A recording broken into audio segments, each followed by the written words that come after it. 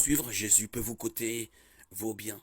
Jésus a dit à un homme riche qui pensait fièrement qu'il était assez bon pour aller au ciel: si tu veux être parfait, va vendre ce que tu possèdes, donne-le aux pauvres, et tu auras un trésor dans le ciel.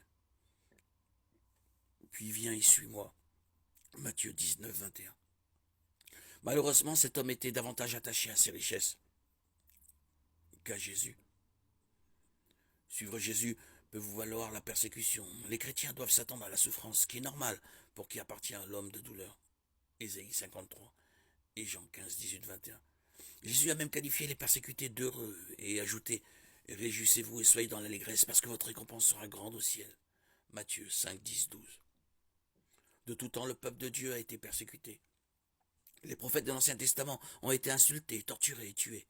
Hébreux 11, 37. L'histoire nous apprend que 10 disciples de Jésus ont été exécutés pour avoir prêché Christ. D'après la tradition, Pierre a insisté pour être crucifié, la tête vers le bas, parce qu'il s'estimait indigne de mourir de la même manière que son Seigneur. Il a pourtant écrit dans sa première lettre: si vous êtes insultés à cause du nom du Christ, vous êtes heureux, parce que l'Esprit de gloire, l'Esprit de Dieu, repose sur vous. 1 Pierre 4, 14. L'apôtre Paul a été emprisonné, battu, a fait naufrage et a été lapidé de nombreuses fois pour avoir prêché Christ. Mais il considérait ses souffrances comme indignes d'être comparées à la récompense dont il savait qu'elle l'attendait au paradis. Romains 8, 18. L'objection la plus courante à la doctrine de l'assurance du salut est qu'elle permettait de vivre n'importe quelle vie tout en étant sauvé.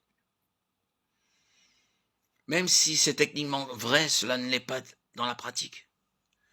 Une personne qui a réellement été rachetée par Jésus-Christ ne peut plus vivre continuellement et consciemment dans le péché. Nous devons distinguer le salut de la vie chrétienne. La Bible dit clairement que nous sommes sauvés par la grâce seule, par le moyen de la foi seule, en Jésus-Christ seul. Jean 3, 16, Éphésiens 2, 8, 9, Jean 14, 6.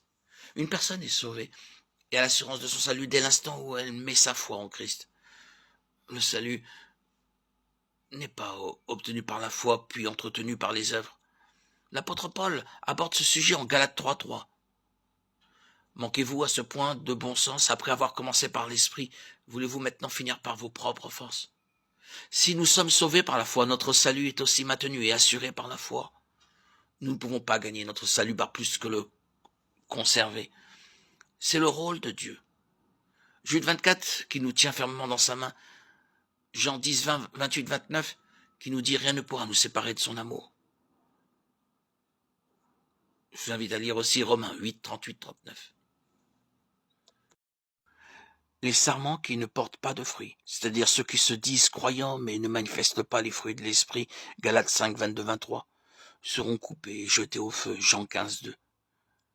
Une foi authentique ne se contente pas de croire en Dieu. Le diable lui-même croit en Dieu. Je vous invite à lire Jacques 2, 19.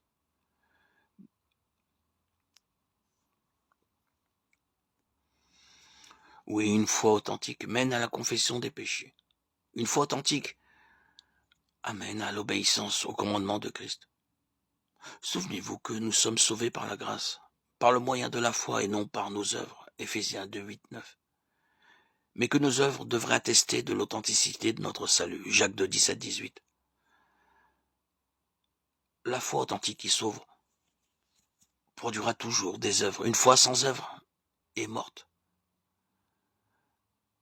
et ne sauve pas.